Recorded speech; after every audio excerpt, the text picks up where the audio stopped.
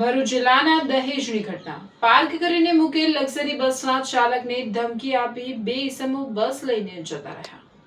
ભરૂચ જિલ્લાના ઔદ્યોગિક વિસ્તાર દહેજ ખાતે જીઆરડીસીની કંપનીના કામદારોને લાવવા લઈ જવાની કામગીરી કરતી એક લક્ઝરી બસના ચાલકને ધમકી આપી બે ઇસમો બસ લઈને જતા રહ્યા હોવાની ઘટના બનતા પંથકમાં ચકચાર મચી જવા પામી હતી।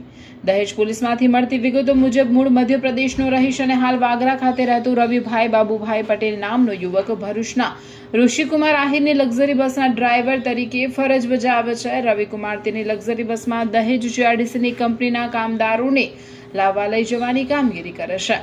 તારીખ 21મીના રોજ રવિકુમાર સાંજના 7 વાગ્યાના સમયે કંપનીના કામદારોને લેવા ગયો। તે દહેજ ખાતે એક જગ્યાએ પાર્ક કરેલી તેની બસ લેવા ગયો ત્યારે લખી ગામના ભાવેશ પ્રભુ આહિર તથા દહેજના જયદેવસિંહ પરાક્રમસિંહ ગોહિલ તેમની ઇકો ગાડી લઈને ત્યાં આવ્યા હતા અને તે ઇકો લક્ઝરી બસમાં બેસી ગયા અને ભાવેશભાઈએ બસ ચાલુ કરી દીધી હતી। આ જોઈને રવિભાઈએ તેમને પૂછ્યું હતું કે અમારી બસ ચાલુ કરીને ક્યાં લઈ જાઓ છો? આ સાંભળીને તેઓ ગાળો બોલવા લાગેલ અને તેમણે રવિભાઈને જણાવેલ હતું કે તું સાઈડમાં હટી જજે, નહીં તો તારા પર બસ ચડાવી દઈશ એમ ધમકી આપીને ભાવેશ આહિર લક્ઝરી બસ લઈને ત્યાંથી જતો રહ્યો હતો। ત્યારબાદ તેની સાથે આવેલ જયદેવસિંહ ગોહિલ ઇકો ગાડી લઈને ત્યાંથી જઈ રહ્યો હતો। જયદેવસિંહ ગોહિલના કહેવાથી ભાવેશ બસ લઈને જતો રહ્યો હતો અને જયદેવસિંહ રવિભાઈને ધમકી આપીને કહ્યું હતું કે તું તારા શેઠ સાથે વાત કરી લેશે। ઘટના સંદર્ભે લક્ઝરી બસના ચાલક રવિભાઈ પટેલે ઉપરોક્ત બંને ઇસમો ભાવેશ પ્રભુભાઈ આહિર રહેવાસી લખીગામ તાલુકો વાગરા અને જયદેવસિંહ પરાક્રમસિંહ ગોહિલ રહેવાસી દહેજ તાલુકો વાગરાના વિરુદ્ધમાં દહેજ પોલીસમાં ફરિયાદ લખાવી હતી। મારું નામ Rishikumar Dhiraj Ahir, proprietor of the રોડગરી ટૂર્સ એન્ડ ટ્રાવેલ્સ।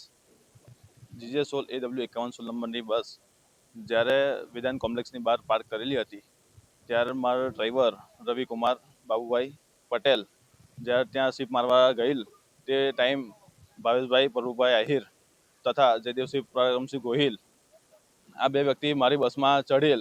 ત્યારે મારા ડ્રાઈવરે સવાલ પૂછતા કે આ બસ ક્યાં લઈ જાઓ છો? તો જયદેવસિંહ પરાક્રમસિંહ ગોહિલે જવાબ આપ્યો કે તારા શેઠ સાથે વાત કરી લેજે અને ડ્રાઈવરને એમ ધમકી આપી કે તું સાઈડમાં હટી જા, બાકી તારી પર બસ ચડાવી દઈશ એમ ધમકી આપી રવિભાઈની સામે આ બસ લૂંટ કરી ગયા છે। તો મારે દહેજ પોલીસ સ્ટેશનમાં જણાવવાનું કે આ વસ્તુને મને ન્યાય મળવી જોઈએ।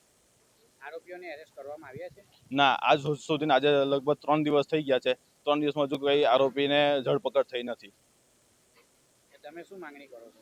હું એ જ માંગણી કરું છું કે આરોપી ફરે છે તો પણ એમની ધરપકડ કેમ નથી થતી?